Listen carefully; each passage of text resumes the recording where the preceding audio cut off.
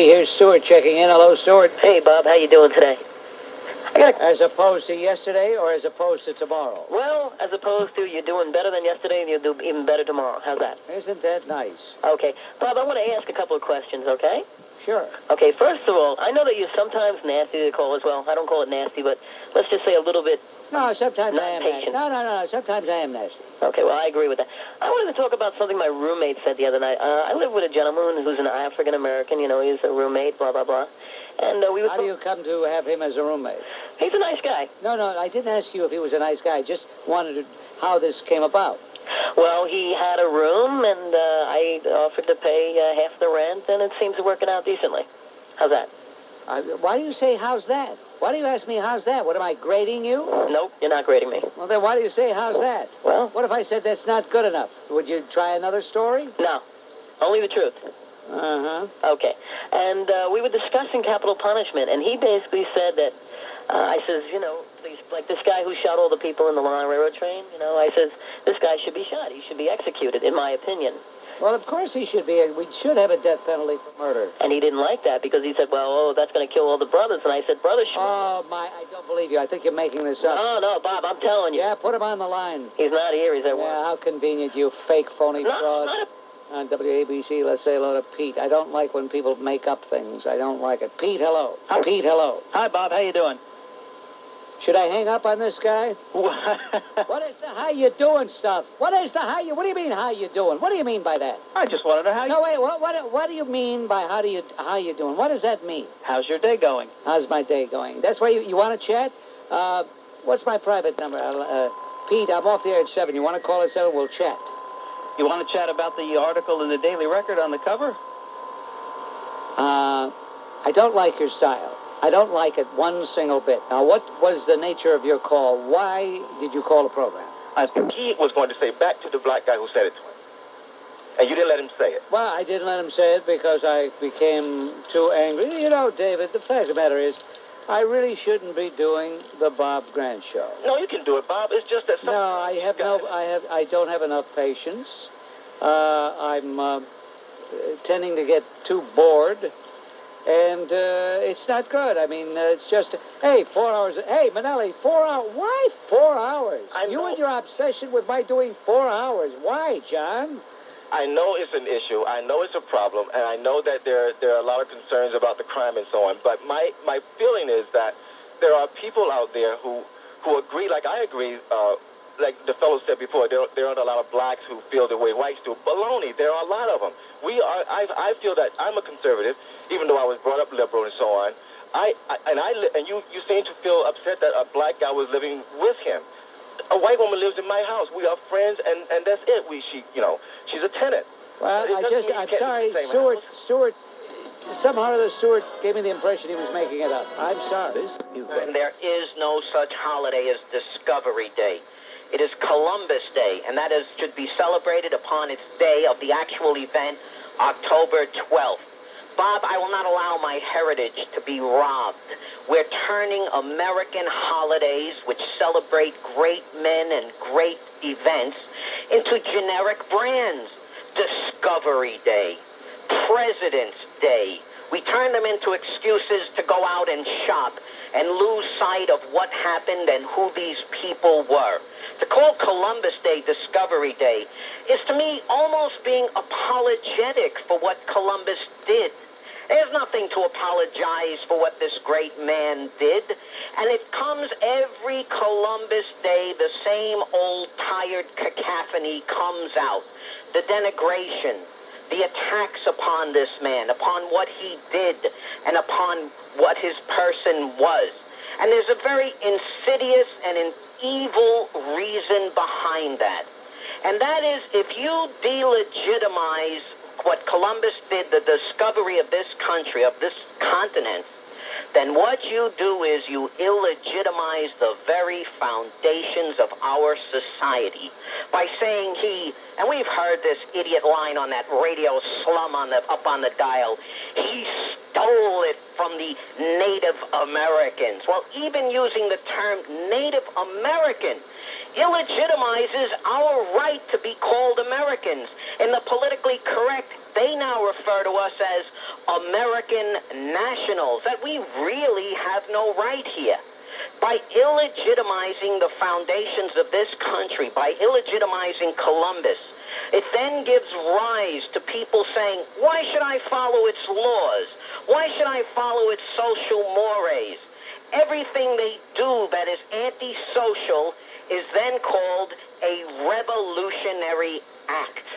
And to say that there were those who say, oh, how could he discover what was here already? It shows you the ignoramuses and illiterates in our society. You discover something because it is there already and no one knows about it. The Americas were not known in any other part of the world, just like they discover a new star. And then to say you invent something is to create something that wasn't there before. So to hear these illiterates say, how can you discover what was there already, proves the level of stupidity and absurdity that we are dealing with. And whoever was here before Columbus, and you know, Bob, I have no doubt that perhaps people accidentally were here. I visited the only authenticated Viking settlement in the New World this summer up in northwest Newfoundland. But that was a dead end. No one else who may have accidentally stumbled upon this continent knew what they were doing.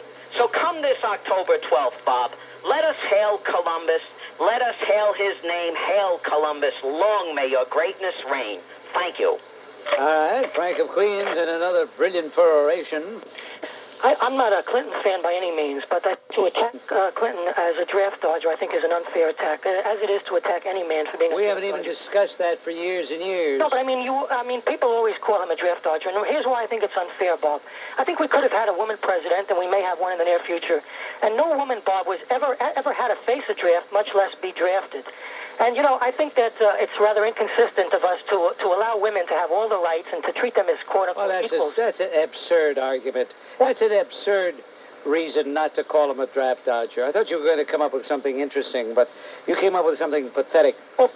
You're a misogynist morning, noon, and night, and everybody knows it. I mean, that's your raison d'etre. That's the only reason you stay alive, is to continue hating women. Well, Bob, I mean, I give all credit to any man that volunteers to serve for his country, if he's patriotic or whatever, if he's brave. I mean, my hat is off to him. But, I mean, I'd like to know the reason why women were never drafted.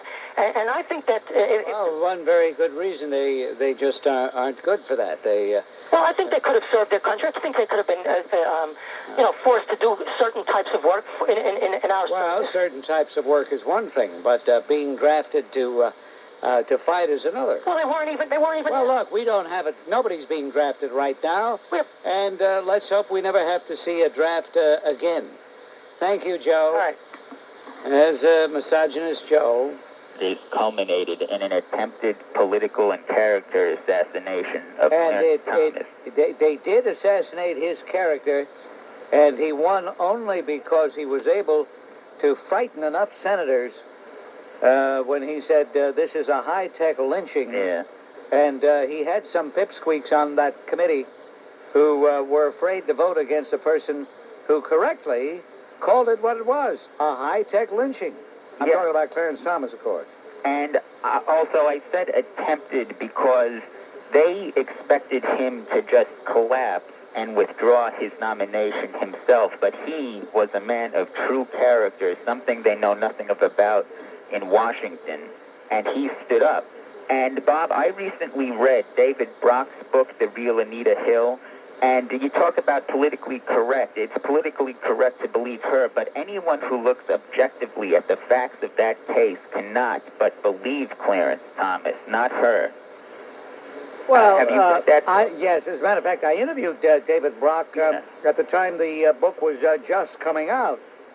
And, it's amazing. It's just amazing. And in that book, some opponents, if they disagreed with him philosophically, so be it. But a lot of his opponents, they're so petty and vindictive, they prove themselves continually to be as unworthy of Clarence Thomas as Clarence Thomas proves himself to be worthy of his high position. I can think of no other group of repulsive individuals that turns my stomach more than the likes of...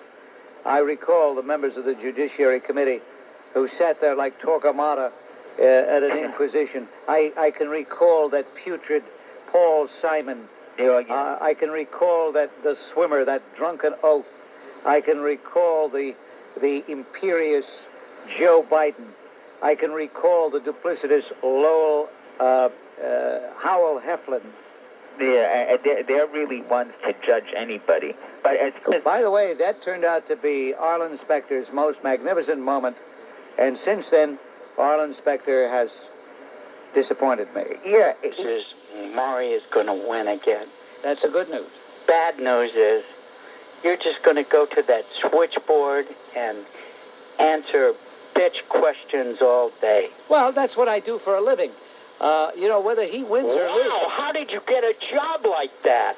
They pay you for that? Bruce, they actually pay me. I know this sounds incredible. My God, Bruce, they actually pay me. Shut up. Trying to talk there. I was going to say to Bruce, they actually pay me for talking to idiots like him. But he wouldn't let me answer. I was going to leave him on. I was going to let him, going to have a little fun with him. But this is like opera. First I sing, then you sing, then you sing, then I sing. Opera once in a while does have duets, even trios, even sextets. What was the sextet from? Rigoletto? Is that the one? La Traviata? What do I know? I don't even like opera.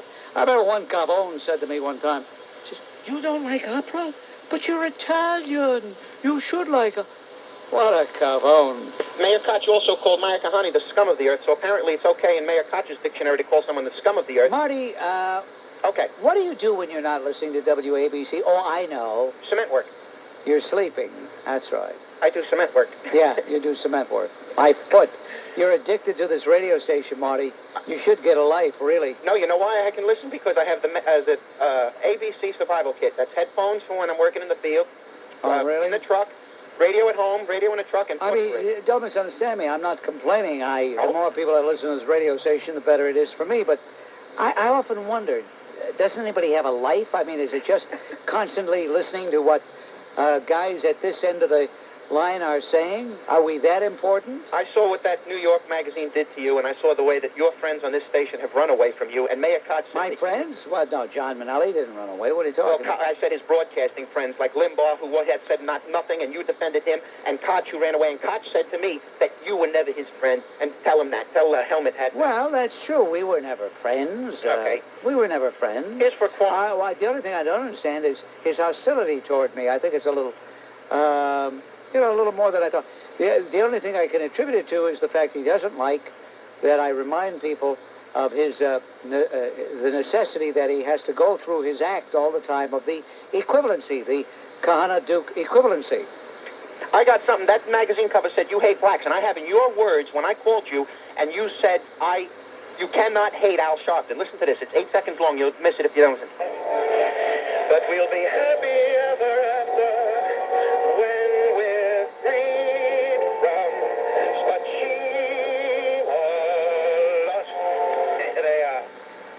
That's the Bob. Yes. You are a talented man, Marty. And then, Bob, you had this guy on Al Sharpton. You can't hate Al Sharpton. No, you're right. You can't hate Al Sharpton. That's true. There it is, Bob. You in your own words, and that's before that magazine cover. Now here's the updated version.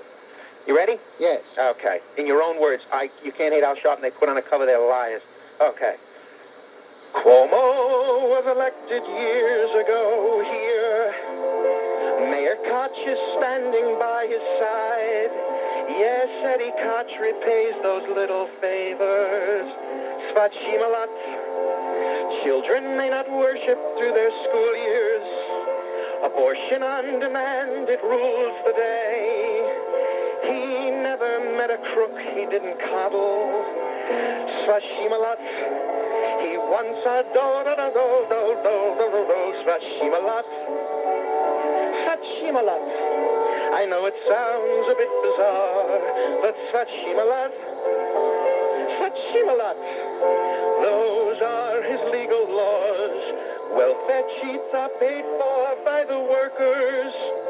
Gays and faggots running every school.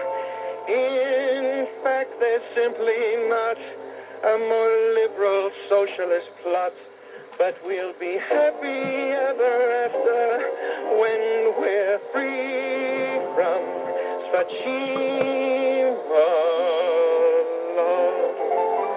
There they are. Marty, I've said it before, I'll say it again. You are a talented young man. Well, don't hang in there, Bob, because Lynn Samuels called me a racist and banned me for 5 months, and she still won't let me in there. So good for all of them, Bob. Take care. On WABC, we're Vietnam, 68, 69. When this man Giuliani came out of Manhattan, he got a soft job with a judge. He dodged the draft. This is another draft dodger. We got power. Where the hell are our heroes? The guys that went to Vietnam, spilled their blood, went crazy, got wounded. They should be in office, not guys like Clinton and Giuliani. And these women that if somebody looks at them twice, they pee in their pants, and that's it. all right. Okay. Thank you very much, Sean. Very graphic telephone caller, Sean, from the Bronx. Start up with that Rocky theme, go something like...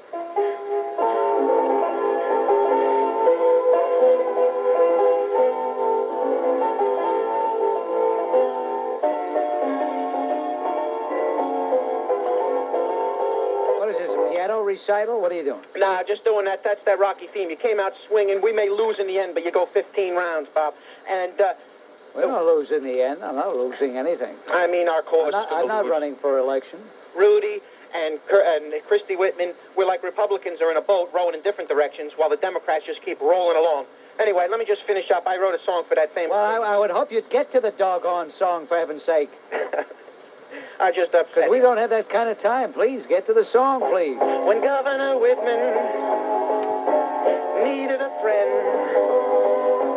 we said we'd be there through thick and thin. And Bob put himself out, 'cause he is our champ. That's why the lady, she's a tramp. There it is. That was I want to take this opportunity to thank you and to thank your listeners for their support, because...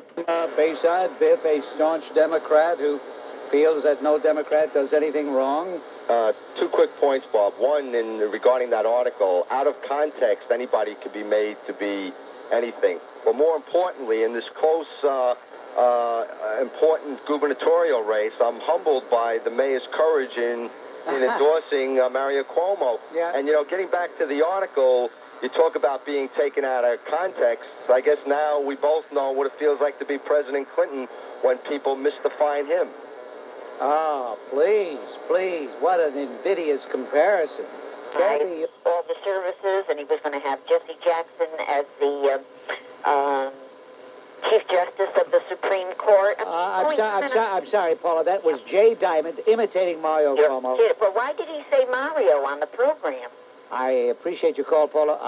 I really hope you get better, because life is a great strain, and it's obvious that the strain has taken its toll on you. Paula, I'm not going to keep you on the line anymore, because if I do, I may start to really abuse you, because you're getting on my nerves. Well, then I'll have to call your station and find out why they have the transcript and say that it was Mario. Well, I'll tell you what. You call Julian P. Farquhar, who is in charge of faulty transcripts. Yeah. Ask for the faulty transcript department, Julian P. Farquhar. Okay. Thank you. All right. The arrogance, the smugness, the self-satisfied smirk on your quite ugly physiognomy is... See, there he goes with the slurs.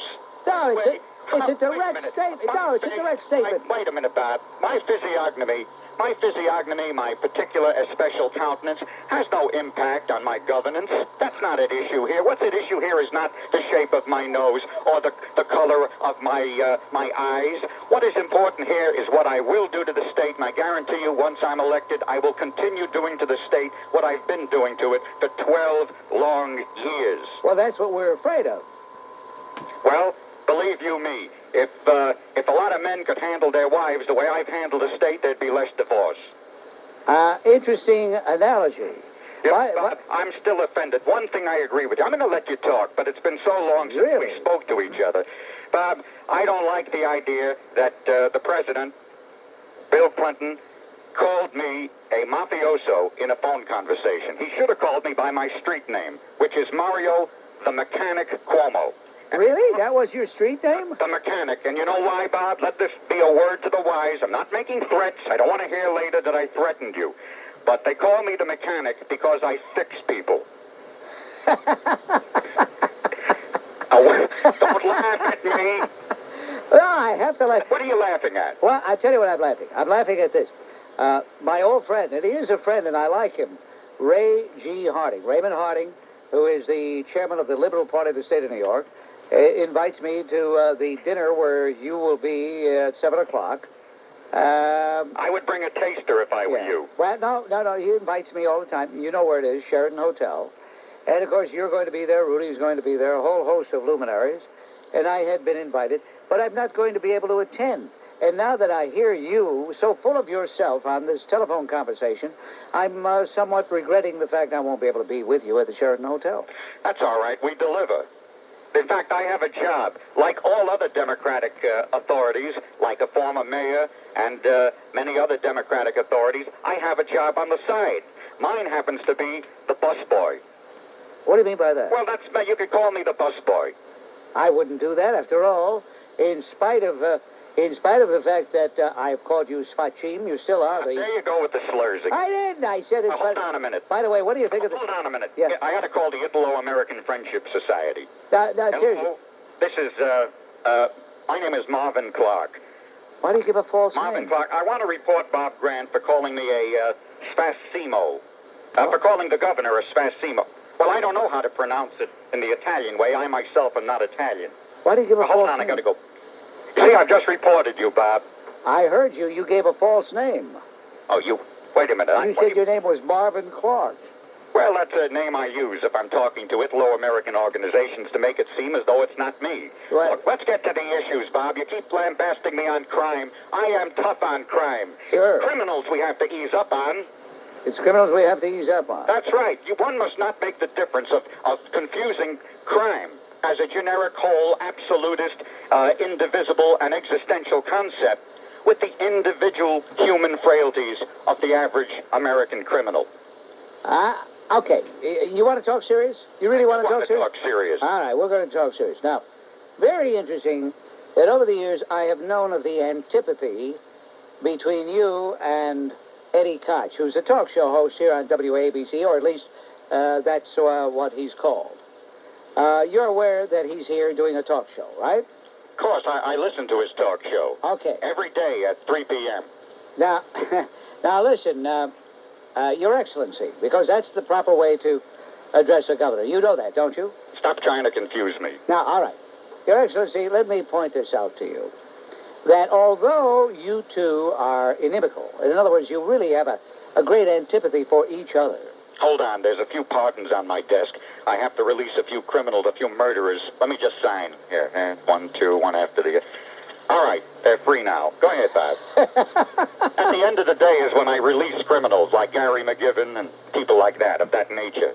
Don't forget to save most of your releases for just before Christmas. Well, of course. Well, right now it is Christmas. We're moving it up this year. Okay. Christmas is a little early this year. Wait a minute. Like about 2 weeks. Wait a minute. Paula never did call, so let me put this to you. Sure, Paula wouldn't call because you were so rude to her. I was very restrained. One person calls up who shows a minimal amount of respect for me, and you have to be cruel to her. Well, it wasn't the respect, really, that she showed for you. It was I felt sorry for her. You know why? Because she thought you were on this broadcast on June 15th, 1990, and July 3rd, 1990. You weren't, were you? Of course I was. The woman happens to be right to have the tapes at home. You do? I'm saving them for a rainy day. You never know when I might need them. Rainy day. That's interesting. What do you make of all the mishigash that has been going on here at WABC? Well, Bob, look, you and I used to get along well. I've tried in the last 3 or 4 years to patch up our relationship. No matter what I do, no matter any of the solicitations that I make in your direction, you have consistently rejected me. The fact is, if people have finally come to the conclusion that you have an acerbic, an acidulous personality, far be it from me to sway their mind. But the fact is, you keep getting away from the issues. Bob, you say that I'm soft on crime. I'm not soft on crime. I just have a heart where it comes a soft spot for criminals, the individual criminal must not be confused with crime. Crime is a concept. Criminals are people. We can't treat criminals who are human beings like you and like me, but who are disadvantaged and oppressed. We can't regard them as though they're concepts only. This is not an abstract. We're dealing with human lives when we speak about criminals. Can't you understand that? Now look, here's my criminal program. I believe in long sentences. For example, life with no chance of punishment. Life with no chance of punishment. That's better than the death penalty. That's a thought. Because the criminal becomes so guilty when we don't punish him that he's remorseful and he changes his ways. Oh, really? Right, and you should change your ways. Now, all of a sudden, here you accuse me of distracting you from talking about issues, and all of a sudden, back to your personal attack on me. Yeah, hold on 1 minute. Rudy, I'll be right with you. Yeah, Garrett, sit down. Just a little bit more on the left side, would you please? Yeah, hiya, Bob. Did I hear you address someone by the name of Rudy? Rudy, easy on the teeth. Yeah, hi, how you doing? Is that you, Rudy? No. That's just somebody. It's an aide of mine. An aide. All right, now listen, I want to ask you point blank. Getting back to Eddie Koch. You two really don't like each other, and don't tell me otherwise, and yet... It all goes back to years and years and years ago. When I ran against him for governor, I beat him, and some of my people made a slogan, vote for Cuomo, not Koch. Was that the... Personally, I don't understand. Was that the slogan? That was the slogan. That didn't say. What do you mean? I had help from the other party. When I made that slogan, vote for Cuomo, not for Koch, Guy Molinari helped me paint the signs. I see. All right. Now, even though I don't like you did an excellent job with his daughter. Now, listen. I'm trying to get to a point here. Can you introduce me to Susan? I'm trying to get to a point here. Get to the point. Who's stopping you? You are. You keep interrupting. Bob, I'm a complicated man. All right. I have a million thoughts going through my mind. I'm not like some of these simplistic politicians with one answer for one problem. Any problem you bring to me, I've got multiple answers for them. All right, here it is. That's who I'm speaking to. Okay, here it is. I'm going to lay it right out for you. All right? You ready there? In view of the fact that David Koch and Rudy and Eddie Koch. Are you trying to be anti-Semitic? No. What I'm saying. What is this? No, what I'm saying is this. David God. I've never heard such rank anti-Semitism. This is a disgrace. Have you got this on tape? Give me a tape of this. I'm sending this around. Wait. I'm trying to get to the point. Wait a minute. Is God the Jew? No, get us the point. He criticized the Jew. Wait a minute. Heard it, ladies and gentlemen. Man hates Jews. He'll try to laugh his way out of it. But no, I'm not trying to laugh. Something about David God. God is a Jew, and you hate Jews. Now, wait a minute. The point is this. I was leading up to the fact that I suspect, in addition to Rudy being there, Eddie Koch is there with you. Eddie Koch? Eddie Koch, he's there with you. Yes, he's in an ante-room. What?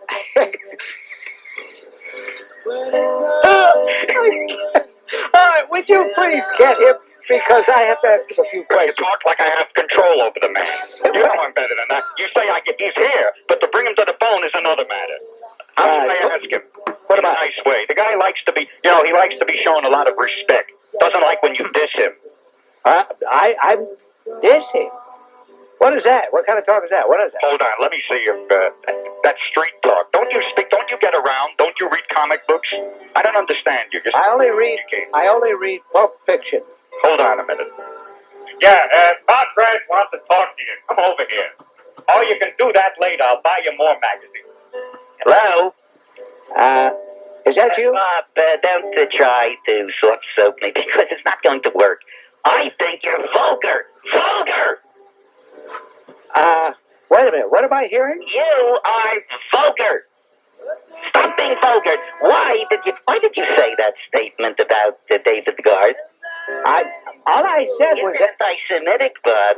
No. I can just see the papers tomorrow morning. Somebody tunes in now. Bob Grant, anti-Semitic. No, Eddie, all I said was, I just reminded Mario that David Guard handles Mario, Rudy, and you. And I suspect... Three guys at once.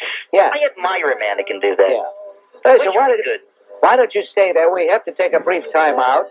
And if you're still there on the telephone, I'd like to ask you a few more questions. Fair enough? I have better things to do. If you're desperate, I'll help. All right. Hope can conclude with the gentleman on the other end of the line. Now, we know there's Mario's there. We know that Eddie's there. And we also heard Mario address someone by the name of Rudy. You don't want Rudy to get on the telephone? It's still me. You know what I don't like about being a talk show host? I thought I'd like it. I do like it. I am very popular. If you check the ratings, you'll see that I do quite well. But I don't like people calling me by my first name. Some people, they most of them, I'm happy to say, most of them say hello, Mayor, in a respectful fashion, or Mr. Koch, or Your Honor. Every once in a while, I hate when somebody calls me and says, "Hi, Ed." I'm not Ed. I am not Ed. I'm not your horse who talks. I'm the mayor. You don't treat the mayor disrespectfully, but I have somebody who wants to lend you support, because some people actually like you. I don't know why, but they do. And who might that be? Bob, I know we have had our differences in the past. Hold on a minute. I'm getting a fitting here. Easy on the crotch, not too close. Like a little room there when I sit down. Should say I need a lot of room. You know what I mean? Hello, Bob. Yes? Bob, I'm having a fitting made right now. I've just got a break from my part-time job that I still maintain, where I have to take care of things, shall we say. Bob, I know that you've been subjected to a lot of unfair criticism. Believe me, I know what that feels like. But I just want you to know I support... Ow! I said, not so close when you're pinning my suit. Yes, Bob. In any event, Bob, I wish to convey to you how much I do respect you and admire you, even though the individuals with whom I am associating here while my suit is fit do not feel in a like fashion. But one ought not to impose one's own prejudice on one's political candidate. And so I say, Bob, I'm privileged to be with you here. Well, that's very magnanimous of you, Mr. Mayor, in view of the fact that I did criticize you relentlessly. You understand that? And I know you did it in the spirit of fair play, and I've got news for you. I understand what you did because we are on the opposite sides of the political poles, but you are a decent man, a good man, and always been an honor to talk to you, as it is now. This isn't a ploy to kill me with kindness, is it, sir? No, it isn't, although if anybody wanted to kill you, that would probably be the best way. Very good. Outside of the fact I don't approve of the company you're keeping at the present time, I do appreciate the fact that you've come to the phone. You certainly are a gentleman. I recall the great... Hold on a minute. That's 2 pair of pants for this one. 2 pairs. Right. One with pleats and one plain front. Yes, Bob. I do recall the great magnanimity that you evinced the night of your defeat by that great Democrat, Rudy Giuliani. Well, Rudy is becoming a great Democrat. Happy to say we've got him trained. I knew it would be a matter of time, but I think we're all going to get along well with Rudy. And, in fact, maybe I'll become a Republican. Who knows? Thank you very much, sir. Thank you. All right, we're going to get back to our telephones. We had an interesting...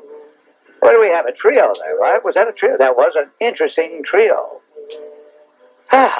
Dear me. I didn't really believe he would call me. However, he did tell a reporter he was not going to turn his back on me, so no reason to do so. So, Marty, let's be fair. All right, Bob, but that doesn't clear the Democrats, and okay, we'll cross that bridge when we get to it.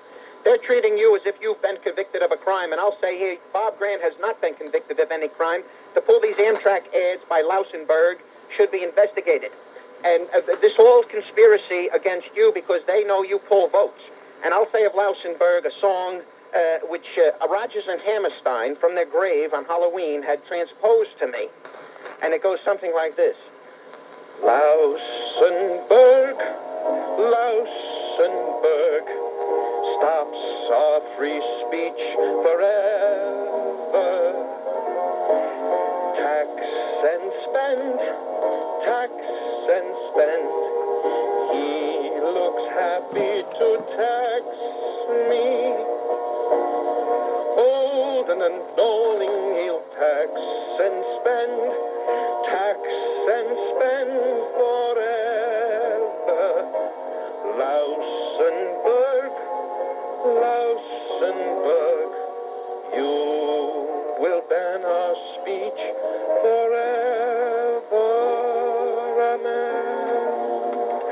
know, Marty, you are a talented man. You know that? You know what's going on? I think I got one Mario song. Isn't that from that Julie Andrews play? Right, with Julie Andrews and my Rodgers and Hammerstein, and we got Going with the Wind's going to be on Thursday at 8 o'clock for anybody who cares about tradition and something that was good. Hattie McDaniel, the first black woman to win a Best Supporting Actress Academy Award. And Bob Grant, you're an equal opportunity slanger, as you said. Hatchet-Face Holtzman, Mario the Spachim, and all through Flim Flam Florio and Slick Willie. And they want to stop our free speech. I wish I was on that boat tour you've been talking about. I go down with you. Now, I'm going to be banned from my free speech because I'm going to call Rudy Giuliani a slimy greaseball. There, I'm Italian-American. I'm a Catholic. You like that, Rudy? You're going to ban me, too? All Rudy cares about, Bob, is that he can get the money from Clinton. That's why he was on with the crime bill and campaign, and he can get $1 billion out of that. Now he knows Cuomo's going to give welfare to New York City. So, Rudy, but let me just say for your endorsement, for Mario, because if you win, Mario, I'm still going to be able to sing this song. You got the 10 seconds for the song, Bob? Yes, Marty. Mario,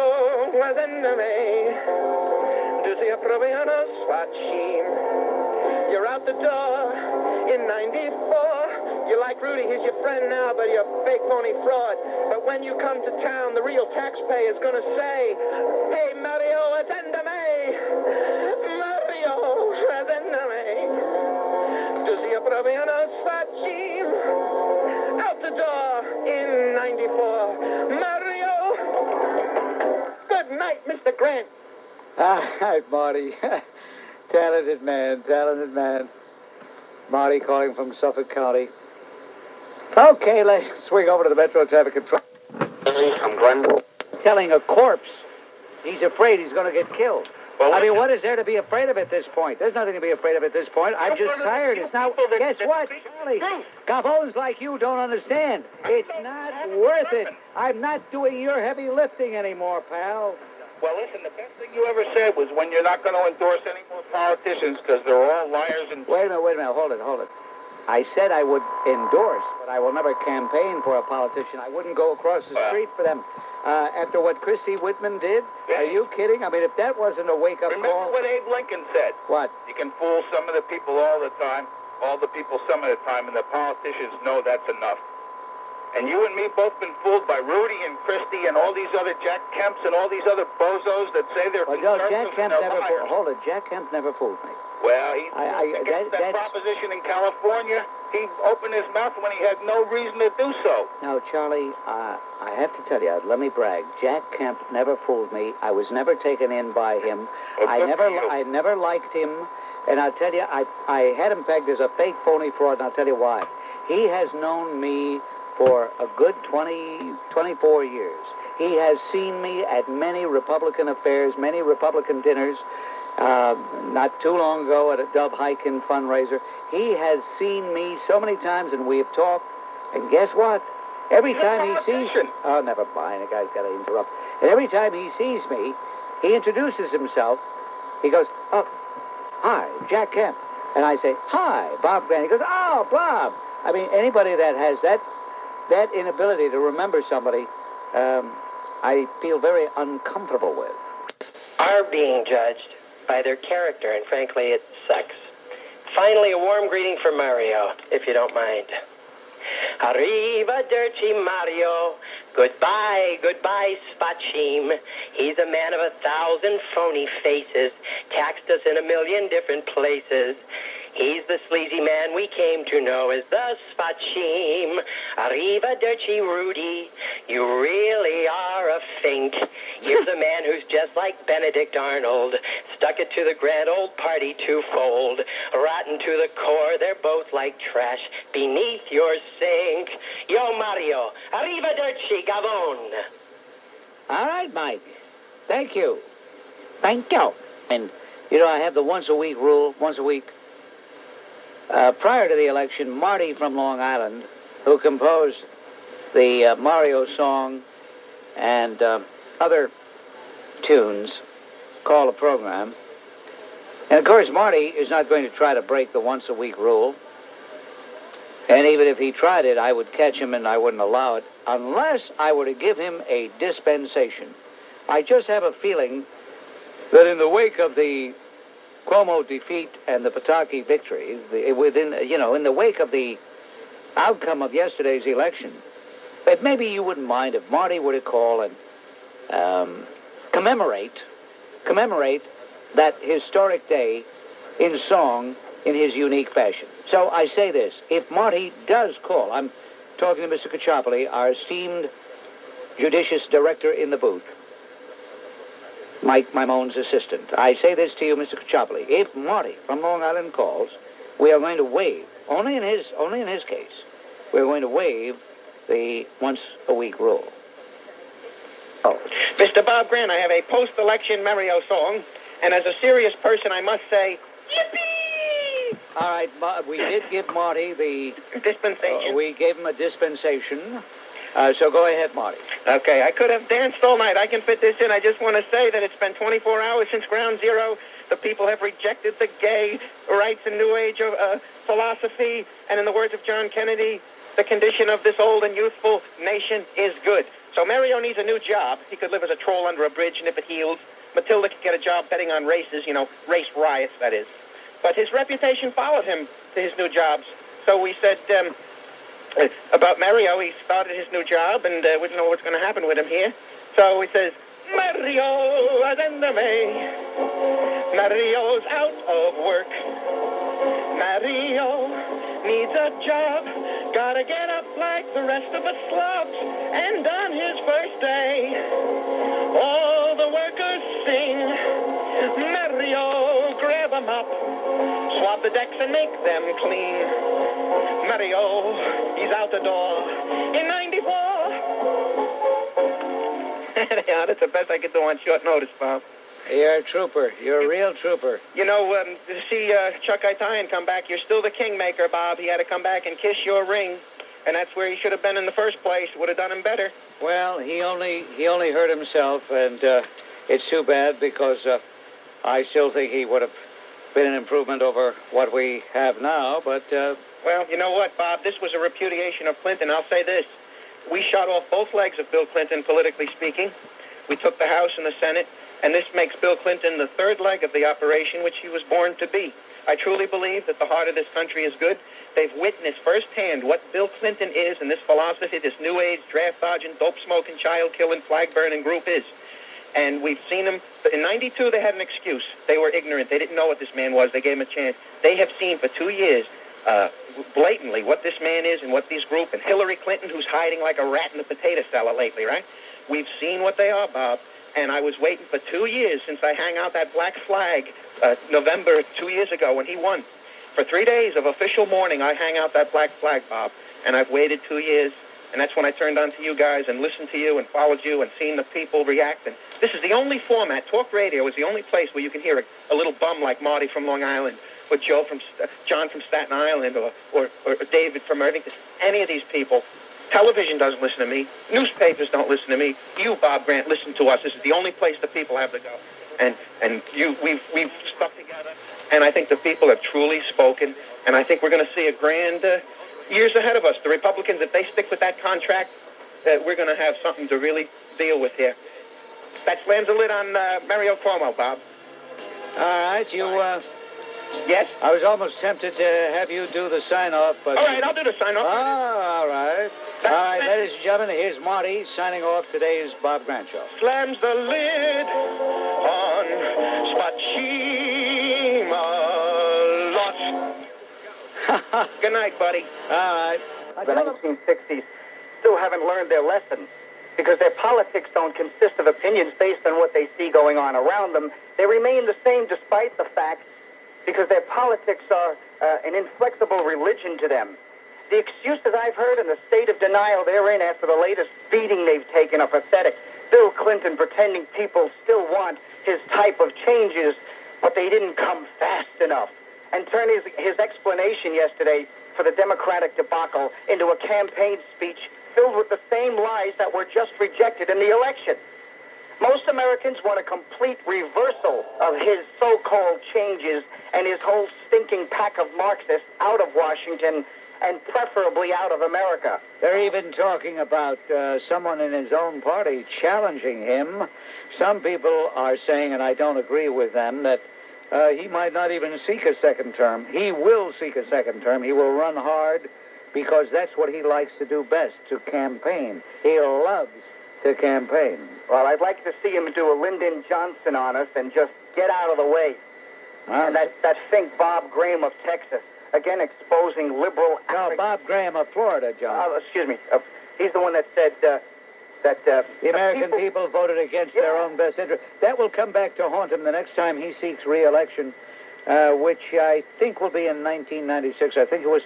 No, I'm afraid he was re-elected in 1992. Oh, well, they will have forgotten by that time. Thank you very much, John. Whatever, you know. What do you want me to do, Carol? I want you to go back to the old way you were before this article came out. Why, Carol? Why do you want me to do that? Because you make listening much more fun. I see. And So, Carol, then what I should do is forget about my life, forget about my serenity, forget about my future, and for a few short days, make you happy. Is that right? The thing is, though, Is that what you want? Is that what you want, Carol? Do you want me to say, hey, Carol, I have a great idea. Why don't you get together with the people who feel that way, and I'll tell you what I make. I'll tell you what my salary is, and you can start paying my salary. Want to do that? But don't you think... You want to do that? No, you don't want to do that. No, I don't want to do that, but I think the radio station encourages you to have your point of view. If you start agreeing to everybody, the radio station won't like you anymore, even though you did sign that contract already. Did the radio station tell you better cool off a little bit? Radio station doesn't operate that way. We have the greatest management in the history of this medium, Carol, and they don't operate that way. You're going to tell me. You're going to tell me what to do, and you're going to stop listening, and I'll miss you more than you'll miss me because I'll know that you're not there. What will you do when you stop listening to me? How will you fill these hours? Probably listening to those jerks making the prank phone calls on the other radio station. What's that? There's another radio station, they make prank phone calls all the time. I'm not sure the names of them. Prank phone calls? Yeah, they pretend they're other people and call places asking for weird things. Well, that sounds like a very uplifting type of listening. That sounds great.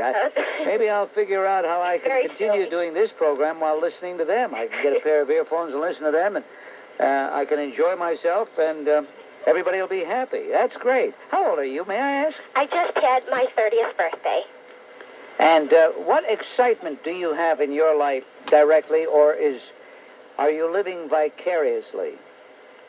What do you mean? Well, what I mean is, apparently you want somebody else to do all the heavy lifting for you. Well, no, I don't feel I get very frustrated and tense at work, and when I listen to you and I don't agree with you, I get to yell at the radio and you want to yell? I mean, and feel better. You feel better to yell? Oh, yes, when you get out the frustration, but lately it's like I almost agree with you, which is making me very, very nervous here.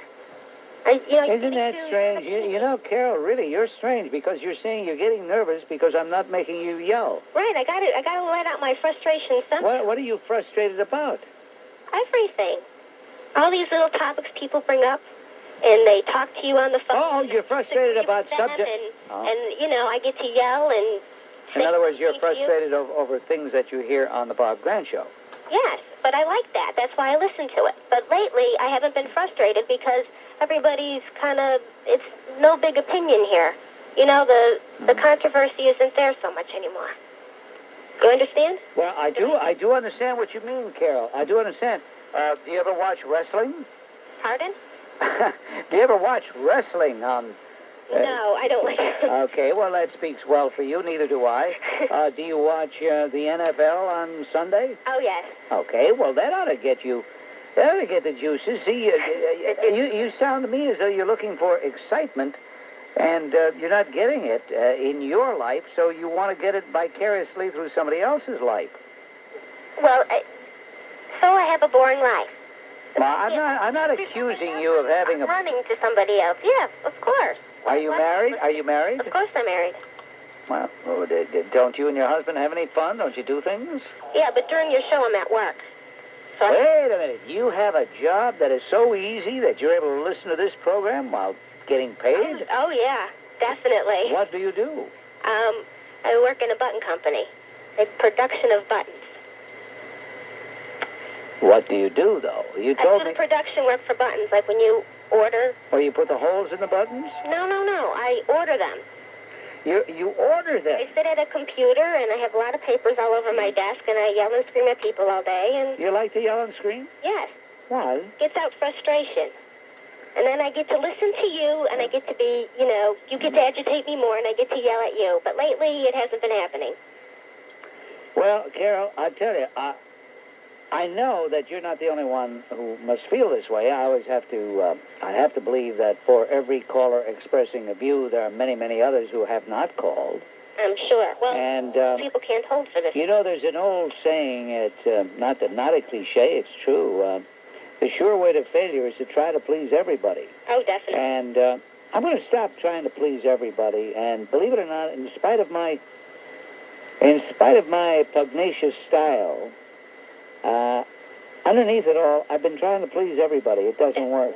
Right. It's really foolish. So I'm just going to try to please myself as soon as I find out what I want. Okay. All right? The reporters aren't that bad all the time. I beg your pardon? The reporters aren't that bad all the time. Carol, I wish you luck. Okay, thanks. Bye. Very challenging young lady. Very challenging. As predictable as anybody can be who calls this program. Yes, Biff? Thank you, Bob. I'm a Carter Clinton Democrat, as you know, and I still feel pretty good about the big change that happened Tuesday. I think the name calling will lighten up. And if Gingrich and Graham can stick to their guns, and with Clinton in the White House to help them keep on track, I think we all have something to be very hopeful about. I think Gingrich is closer to a Clinton thinking than Clinton is to a Kennedy. I mean, Gingrich is starting to impress me, and Graham the other night, when he's saying, when we get rid of the welfare, we're talking about the welfare to big business, to the farmers. And I said, if they can stick to that, that could be pretty good, because I think that's what Clinton's been talking about. I take it back. You're not predictable. Not anymore. You just double-crossed me there. I thought you would be so lachrymose. I thought... No. Actually, Gingrich, you listen to Gingrich, if he drops all of that baby talk, he's actually a pretty smart guy. He's always said he thought Clinton was an impressive intellect, and now Gingrich is going to try to make his name for himself by doing the right thing. And I think Clinton and Gingrich are going to work together, and Graham, it looks pretty good to me. I'm not upset. I don't know why, but I'm not. All right. Let's see what happens. That's Biff of Bayside. Okay. All right, well, wonders never cease. Aspersions at my detractors. Instead, Bob, I look within myself. You know, I'm a master of introspection. I always have been.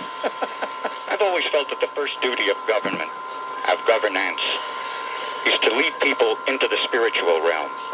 Oddly enough, you've often said, Bob, that temperamentally you're not suited to do this kind of format. And oddly enough, I really wasn't suited. I went against the grain of all that I was taught.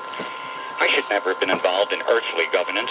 I should have dealt more in the spiritual realm. And so, Bob, since we've both walked through the valley of the shadow for the last few weeks, you emerging without a scar and me, well, we know what happened to me. Let us join together. Bob, everybody in the audience, please bow your head, Bob. Is your head bowed? Mario, Wait. Join me. And seeing the multitudes, he went up into a mountain. And when he was set, his disciples came unto him. And he opened his mouth and taught them, saying, Blessed are the poor in spirit, for theirs is the kingdom of heaven. Blessed are they that mourn, for they shall be comforted. Blessed are the meek, for they shall inherit the earth. Bob, I'm reading from the Sermon on the Mount. The words of someone almost as great in expressing himself as I am. Oh, my. People say now, am I going to be the baseball commissioner? It's not what I have an interest in. I want to be, perhaps, enter the College of Cardinals. Who knows? Maybe someday on that balcony in St. Peter's, I will be gesturing to the masses, seeking my guidance, my wisdom, my ethereal knowledge. I am announcing today, I am forsaking this earthly realm and advancing into the kingdom of heaven. I am joining the church, Bob. Someday, I'm going to be Pope. I tell you something. I have skewered you verbally for many years over the hubris, the I incredible... forgive you, Bob. I forgive. Because, Bob, to err is human. To forgive. To forgive, Bob, is divine. But the hubris, Mario, the hubris that you could become... It's not the hubris, it's the heat. That you could become the Pope. I mean, Mario, do you realize what For too often we've been limited by our concept of ourselves. All human beings, all the people of New York State, of the nation, limit each other, limit ourselves by thinking of what we can't do, what we can't accomplish. Why don't we think once again, adjust our thinking again to the aspect that we can accomplish, we can achieve, we can succeed. We're only limited by ourselves. Why, just the other day I managed to levitate myself by overcoming the bounds of gravity, all in my mind, Bob. All by using... You know, really, I'm worried about you. You know what I'm afraid of? I'm afraid that the defeat has been too much for your wounded ego. You can't handle it. It's not... You're going off the deep end, Mario. It's not defeat. I have a little pain in my chest, but it's not defeat. Bob, I'm not going to make foolish puns. You're going off the deep end. Bob, do you realize that just the other day, I sat here and I made the sunrise? So help me. Honestly, no, you don't believe me, but it's true. I concentrated, Bob. Look within myself. I used all my dynamic mind power. Who is that Frenchman you always quote? Willem de Kooning? Who is that guy who said... Émile Coué. Émile Coué. Each day in every way I'm getting better and better and better. Yeah. And that's the way it's felt since Election Day. Oh, my. I'm worried about you. I really am. Bob, lower your head. I want to pray again. No, in fact, get on your knees. You are really... Get on your knees. It's not bad. I've been on my knees for years. You've lost... Yeah, I know. You've lost... Every time Al Sharpton came up to the governor's mansion, I assumed the position. You've really lost it. You really have, Mario. But I found myself, don't you understand? What if I lost my earthly position? My position of majesty, of authority, of power, because you did it to me? No, not at all. Found myself. I've had a spiritual reawakening, and I owe it to you. I owe it to you. Thank you. I can't keep this up anymore. It's ridiculous. Why do I have to do these dumb imitations? Why? Will somebody tell me why? Bob, I want you to know how thrilled I am, how deeply moved I am to participate in your anniversary with you. I can't. Bob, look, you know it's me, right? I don't know who it is. Oh, it's me. It's probably Ed Koch. Nah, but I just wanted to tell you something. That, I was debating whether I should run a routine with you or whether I should just speak from my heart. And in the end, the idea of making him into a holy man was just too great for me to resist. But I do want to just level with you. You are the father of my career, my greatest friend, somebody I look up to. And you want to know what you are? You are a real humanitarian. Republicans won the election. They have control of the House and the Senate. They got most of the governorships. It's still not enough to make you happy. You still have to drag the Democrats through the mud. And wait a minute. Hold it.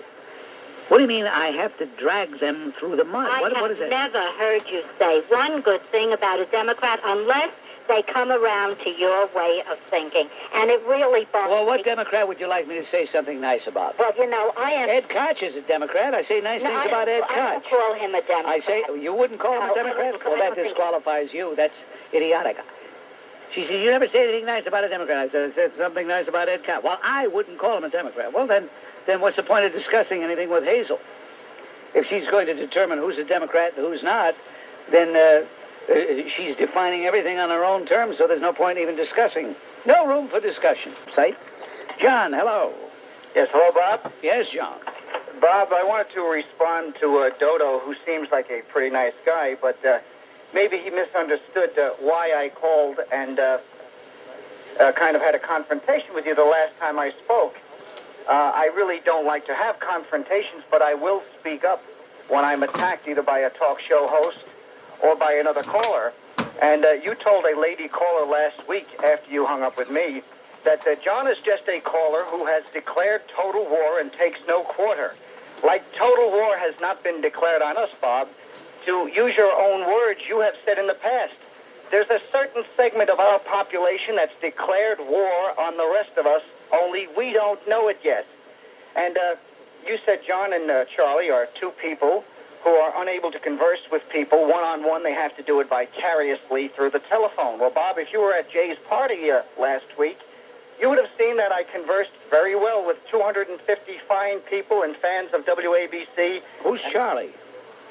Charlie is the fellow who called last week and criticized you after I called. And then you proceeded to criticize him along with me. Oh, In fact, Charlie was mentioned by Dodo a couple of minutes ago. Oh, okay. But, Bob, maybe some of those regular callers don't take the trips with you because it's regular callers who are bashed and vilified the most by talk show hosts on this station. They're looked upon as people who are just plain nuts or they have no lives. And we're told constantly that we should get involved and speak up. We're losing our nation. And when we do, we're criticized and looked upon as some kind of freaky people who have no lives. And that's what I was angry at last week. And I was very disappointed in that instead of you going to bat for yourself, you used other people's correspondence, letters, postcards, and callers to do your fighting for you when I thought that you should have gone on the attack and criticized these people yourself.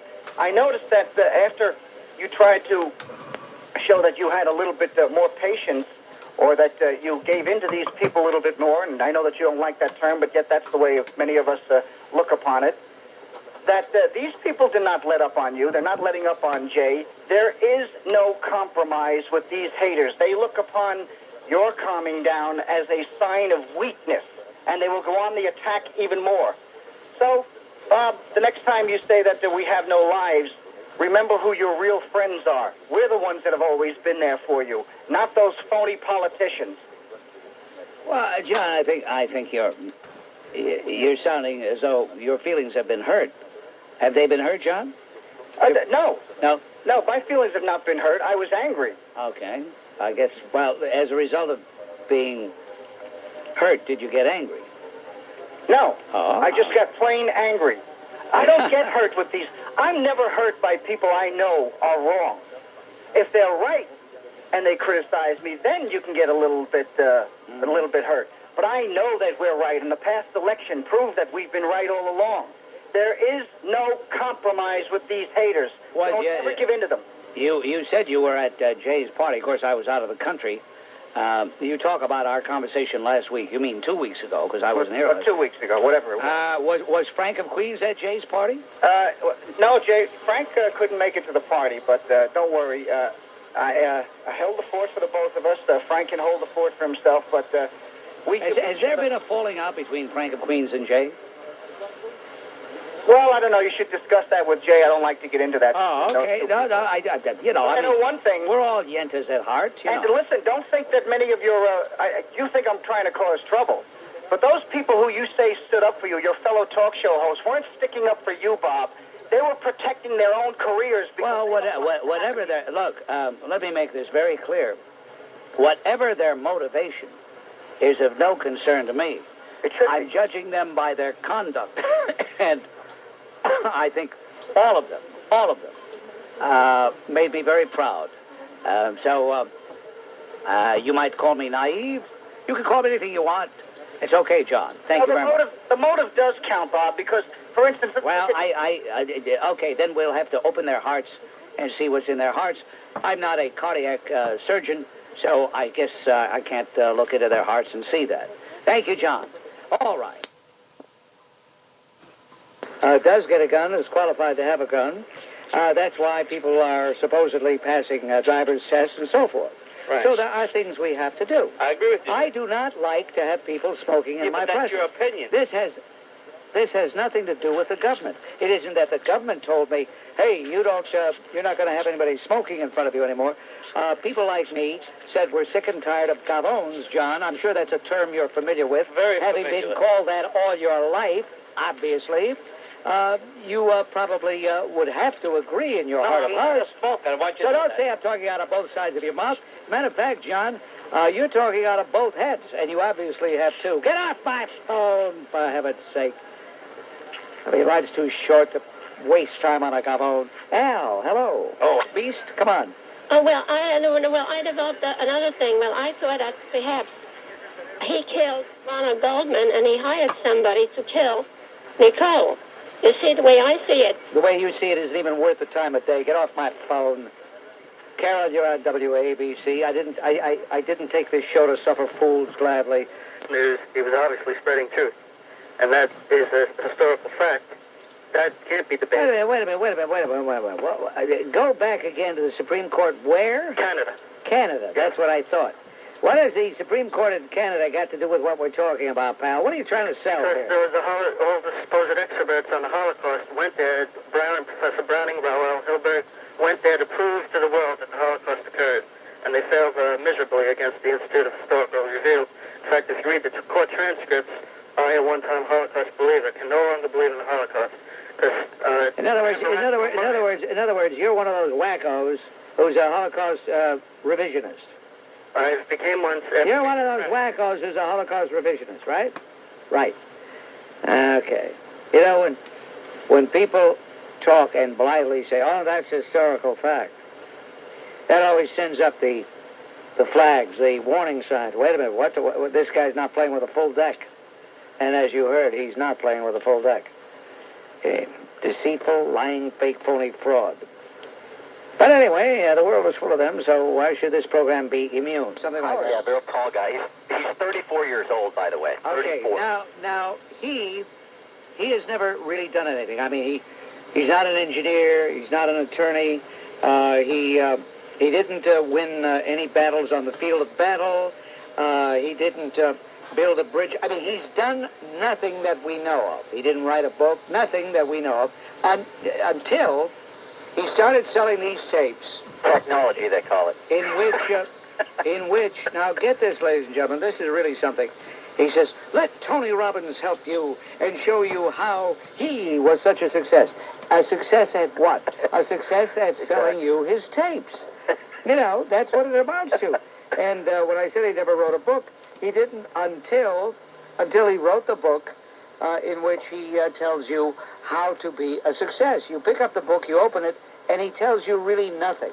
Mm-hmm. Really nothing. Well, I mean, at least Napoleon Hill, in his book, Think and Grow Rich, seemed to have some kind of formula that was not original with him because the Bible started it all when it said, as ye shall sow, so shall ye reap. You understand what I'm saying? No, you don't. Are you there, Steve? Yeah, I'm here. Yeah. I just find it amazing. Now, well, I did. But anyway, I'm going to let you talk, but I want the audience to understand. Right. Slick Willie hired this guy to help him win re-election. That's why he hired this guy. Slick Willie says, the public doesn't understand me. Tony Robbins, will you show me what I've been doing wrong? The President of the United States going to this feather merchant to straighten him out. It just proves what we've said about Slick Willie all along is true. Well, you know, he screwed up for the past 2 years of his office, and now he's reached such a low psychologically or whatever that he's got to hire this fool who at one time was teaching people how to walk over hot coals. Did you ever see that one on the Tony Robbins? People were walking but I wouldn't call Tony Robbins a fool. I'd call anybody who gives Tony Robbins money a fool. Tony Robbins is a very shrewd guy. I'm just sorry that a fellow that I used to admire is associated with him, a guy by the name of Fran Tarkenton. You know that, don't you? So Martin Sheen is one of his endorsers, too, and, you know, that guy is... Well, Martin Sheen, of course, one of the great left-wingers of all time. Exactly. A guy who never met a communist he didn't like.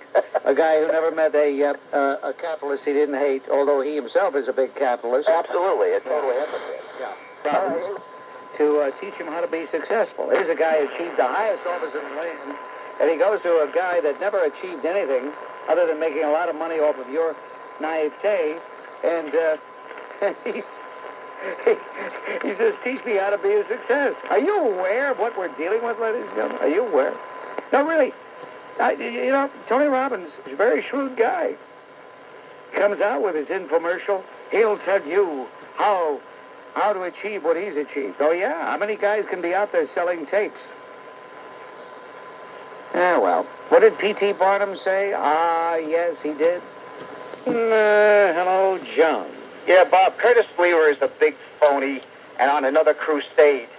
You know, last night he was saying I can't take credit for this story. I wish I could, but I can't. Today, all of a sudden, it's a new day. He can take credit for the story. I guess the temptation to get his mug in the papers and his name back, keep it on the headlines is too much. First of all, let's face it, Bob. The only reason we have a day for Martin Luther King, even to this day after we found everything out about him, is because if we didn't, we'd have riots in the streets. I would consider it a badge of honor if I was disinvited to a gathering honoring Martin Luther King. As far as I'm concerned, he was an anti-American and certainly helped our enemy in Vietnam. Well, I tell you, there's a larger issue here as far as a mayor of a city is concerned. And that is that he has a responsibility for governing. He has a responsibility for leading. Now, I know you're going to accuse me of being intimidated, or you're going to make some accusation. Feeling self-conscious lately, Bob? No, I just know your M.O. No, you know that I'm not afraid to tell it, even with I know your M.O. John, I know your M.O., and although there's a great deal of truth to what you say in virtually every call, you are an extremely emotional individual.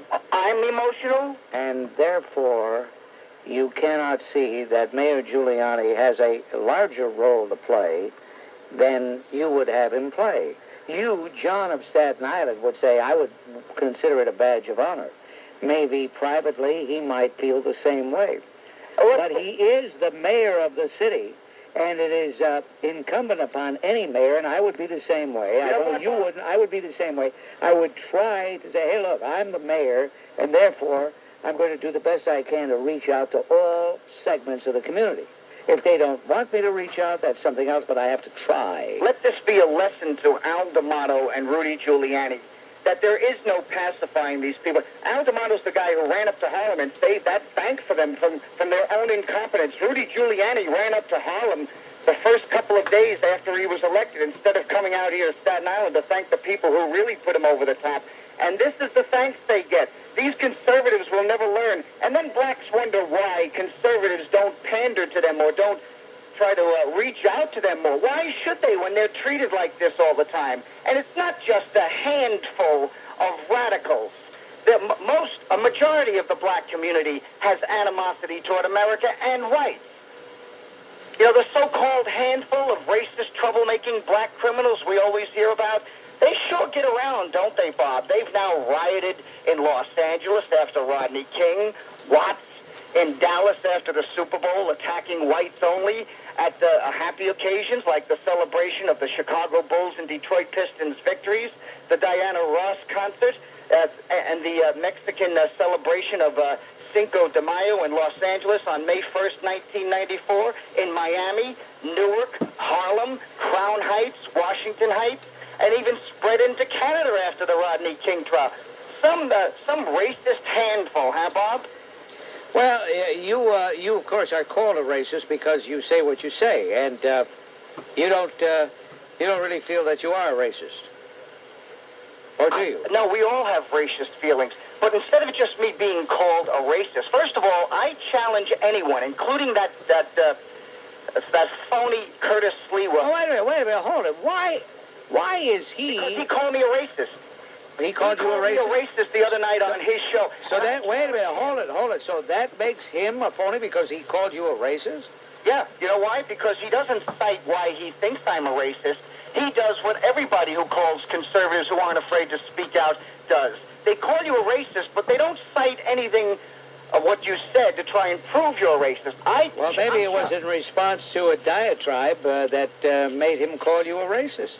Well, I want to challenge John. I gotta tell you. I want them to prove to me, Bob, anything that I've ever cited when it comes to the black community that is an absolute fact. I give dates, times, articles. Yeah, I know you do. I know you do. Do you have a job, John? And I'm not asking this to put you down. The attack on the... No, I'm not attacking. The talk show host. John, you're so paranoid. I'm not attacking. Do you have a job? You know, Bob, the only energy you have left is to attack conservative callers lately. Oh, my gosh. I don't believe what I'm hearing.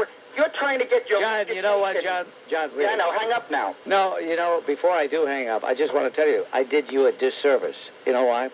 I let you Here on. comes the, I let you on so long, you expose yourself as a person who is losing it. You're losing it, John. No, You're losing it, John. You've lost it. Okay, You've lost all your right. guts. And everybody And my knows father it. can lick your father, right? Of course.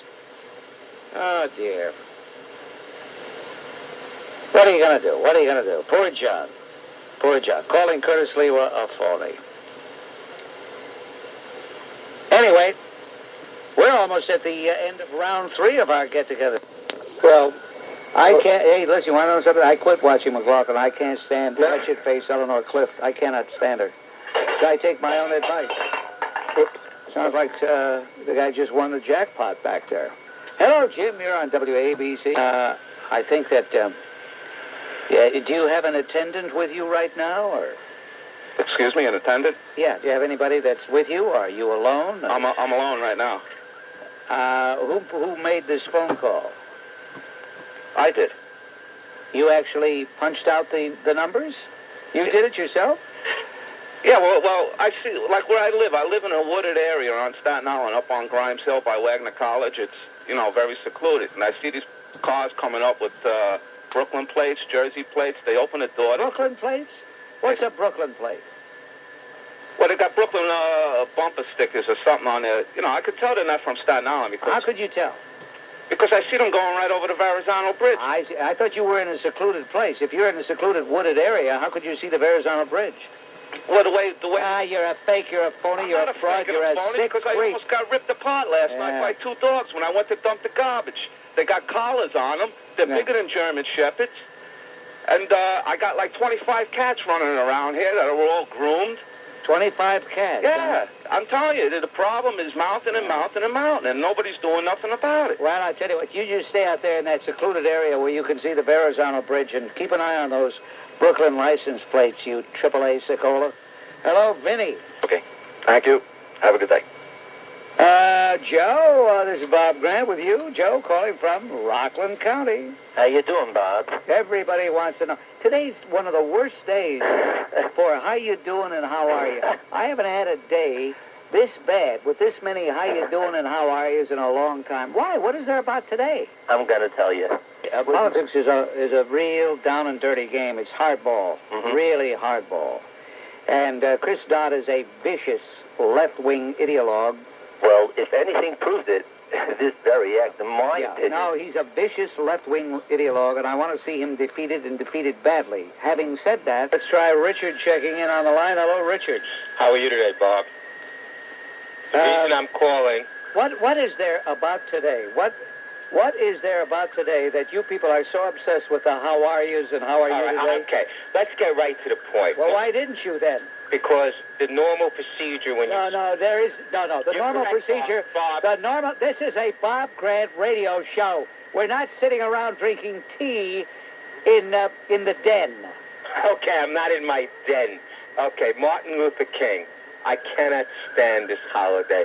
Today the NFL got in, and I saw on the paper today, that Reverend Jackson was in New Hampshire protesting the fact that New Hampshire doesn't have the Martin Luther King Day.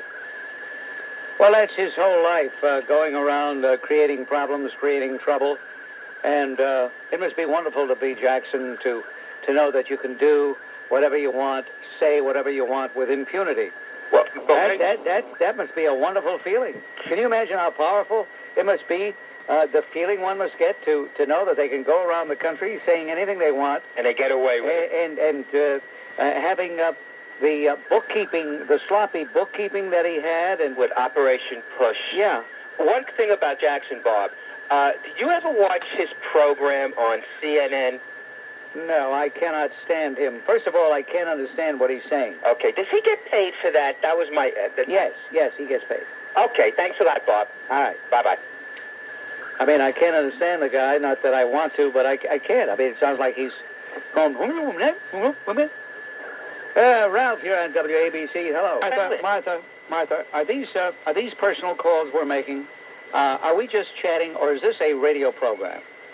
You wouldn't know that people were saying, how are you, if you weren't listening to the radio, would you? What is the point? Tell me, Martha, what is the point of constantly saying, how are you, how are you, how are you, when you've already heard me answer somebody else? What is the point? Because people can't help it. It's human nature. Human nature. Well, okay, human nature. Who asked for her? Walter from Queens, hello. How you doing, Bob? Ha, ha, ha, ha. Trouble mentioned that you'd be in trouble if you lost all the gavones. All the gavones, yes. And you proved the point, because thanks to you, I'm getting another phone call, and you're a gavone. Well, all right, I'll accept that, but you wouldn't be number one without being a gavone. Well, that's why... No, listen, Maurice. Listen, wait a minute. Maurice, wait a minute. That's why I am number one, because the gavones outnumber the intelligent people 100 to 1. Oh, I agree with you. By the way, I spoke to Al Sharpton about you, and I told him that I said, Bob Grant and listen to me. Listen to me. Why should I listen to you when I don't believe you? Well, I saw him at Sylvia's restaurant, and I've contributed money to his campaign many times. I don't believe you. Well, you don't want you want me to finish the story? You can go ahead. This is a program dedicated to fact and now some fiction. All right. Well, I give you my name off the air, and you can call. Well, what difference does it make what your name is? Okay, fine. Well, the point I'm trying to make to you is, first of all, you guys should be on his payroll, because both Jesse Jackson and Al Sharpton are very, very wealthy men. One lives in Teaneck, the other one... If you knew what Jesse made last year, you would be surprised. Why, do you know? No, I don't know, but it's a lot of money. I know what CNN pays him. Oh, yeah? What do they pay him? $2,500 a week, a show. That's what he gets. I'm surprised that he's getting that kind of money. Oh, he's getting more than that, because he gets a piece of the commercials. Making a lot of money. No, they don't work it that way. They don't work. You don't know what you're talking about. Well, I don't think you know what you're talking about. Well, you don't know nothing about Ted Turner's operation. You don't know what... Hey, guess what? I couldn't care less. You're a scumbag. Is that what you... With that, he's hanging up. How do you like that? I consider it a badge of honor to be called that name by that person. Here's Joe checking in. What bothers me... No, what? I grew up on the west side of Manhattan. All right. And the habit was, hey, how you doing? And you can annoy at that. And probably you get it's. Why are we walking around on the west side, or are we doing a radio program? Well, I'm from the west side. Okay, so what does that mean? It's going to bother you for somebody to say, how you doing, Bob? They're thinking about Bob Grant. Yeah, you want to know something? It does bother me, because that's not what I'm here for. I'm here to do the program. I'm here to talk about the issues. I'm not here to pass the time of day. And let me ask you a very simple question, Joe. One after another saying, how are you? How do you think you'd feel? I understand what you say. I have no disagreement about that at all. It just bothered me about the telephone company. And today... Okay, I thought I explained the telephone company. I understand. You did. Okay, go ahead. No, and today, for some inexplicable reason, for some strange reason, the how are yous, how you doing, are more than ever. I don't know why, but usually there are a few, but today was one after another after another. I don't understand it. No, I understand what you're saying, and I agree with you. It probably gets annoying today. You want to get to the issue, and so what you got to say. You know, I'm from the old school. You talk about growing up on the west side. Well, let me tell you where I grew up. If you ask somebody, how are you, you waited for an answer. You asked for a reason. But, I conducted an experiment a couple of weeks ago. People are asking, how are you? And I said, well, I have a pain in my left foot. Nobody even heard it. They don't want to hear it. What they really mean is hello again. They say, hello, Bob. And I say, hello, Joe from Staten Island. You're on WABC Radio. How are you? But Joe has heard me say to 1,000,001 people, fine. I know you did. Okay. I know. All right, Joe, I figured you had to be a good guy because you were on the job. Yes, sir. Thank you, Joe. You're a good man. Well, I try. Take care, Bob. You too, pal. My call is regarding this girl, Amy Biehl, who was murdered in Africa.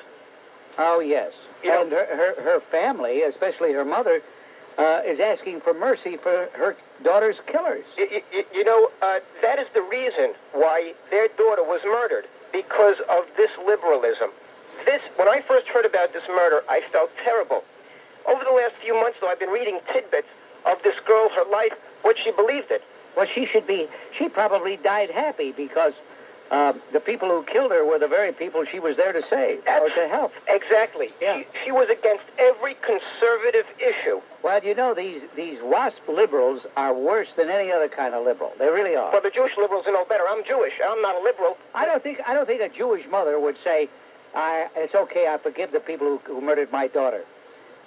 Believe it or not, they would, because they feel guilty, because the reason why their daughter was murdered is because of the way they were brought up. If they were brought up with good conservative values, her daughter wouldn't be there.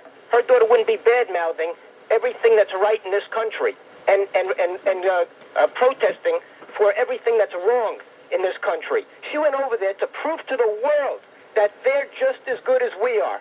And she was going to show us how good those people were. Well, most of those people are, I suppose, but not the ones that murdered her. No way. Ron, thank you very much. Nation that had no resources. They're per capita, they're richer than we are, for crying out loud. Well, I guess if he doesn't pour the 8 into there, he'll be apologizing to them for that, like he did with the atomic bomb. I don't know. It just doesn't make sense. Most of the things he does doesn't make sense. One day he seems to be going down the right road and he makes a left turn. When does he seem to be going down the right road? Well, a few times he made a couple of appointments early in his administration. Name one. Name one that you liked. In the very beginning, I liked the very first Secretary of Defense. You liked Les Aspin? I only liked him so much as the fact that he seemed to be honest with people. Yeah. Now, I don't think he was an Now, what administrator. happened to Les Aspin? He had to leave because when he was asked for military hardware for some heavy armor, he wouldn't give it, and as a result, we lost we lost servicemen in Mogadishu. Absolutely right. I agree with you there. He had to resign, right? I agree with you. Okay. Absolutely. Okay. Okay, thanks, Bob. Thank you, sir. Okay, Bob. In Vogue magazine and change her hair again, or perhaps do something else. And by the way, Bob, I in view of the previous caller, I figured in my typical slithering, slimy, reptilian manner, as you usually say, I would just stick this in. Rabin is a traitor, ode Kahana Chai. Kahana Chai, neighbor, what do you know and what do you say? Kahana Chai, neighbor, Chai. Why don't you get a life, you jerk? Tommy, you're on WABC. Hello. One, grab yourself as a center or someone who is in the center. And it just gives me pause because, some of the positions you take, to me, are not centrist positions, especially the Bob Grant Mandatory Sterilization Act, which is about enforced sterilization for welfare people or somebody. And that strikes me as like reeking of fascism. And when you include your liberal positions, which are pro-choice, anti-gun, anti-smokers' rights, pro-assisted suicide rights, I really think that you come down, Bob, somewhere other than the center. And it makes me wonder if, in fact, you are not a fascist who is hiding under the conservative banner in order to promote your racist agenda. Because when you come down on issues of immigration, crime, welfare, all the race issues, you're a conservative, Bob. Everything else, you're like a freaking commie. What's the story? You're a disciple of Dr. Death, the sleeper, Kevorkian? Yeah, I know. You're going to tell me I'm a platinum-plated, AAA #1 Secola. You're going to tell me to get a life, right, Bob? You and the rest of the other pro-abortion Catholics like Curtis Sliwa. You're a highly intelligent, emotionally unstable personality, pal. And I wonder if I should call you Master Grant. Can I call you Master Grant, Bob? Why are you doing the black dialect? Because, it's your whole trip. No, seriously. Why are you doing the black dialect? Because, Master Grant... Why are you doing the black dialect? You have a reason? I'm trying to make a point. I'm trying to be effective. I know, but what is your point? My point is that on all these issues of race, like immigration, crime, and welfare, you come down on the conservative side. First of all, crime. Crime. What does crime got to do? What is it? Hey, Motormouth, what does crime have to do with race? Motormouth, I think... What does crime have to do with race? You betray yourself as an anti-black racist, and I'll tell you why I say that. I talk about crime, and immediately you think of race. I guess you think that only blacks commit crime, and if that's the case, then you're in deep trouble. You're emotionally unstable, Tommy. Do you know that? Well, Bob, that's, I guess, a matter of opinion, but, you're on the airwaves doing this day in and day out. We could really get a real, gauge on you. I'm only on once in a while when I call you up. Well, that's true. You're a caller, and people don't have an idea. But, you know, you want to... Look, Tommy, I'm fair game. I'm fair game. You are. You want to pass judgment on me? That's okay. No, I really don't care. But issues, to call me a fascist is... it's amusing. I don't mind. I've been... Hey, you want to know something, pal?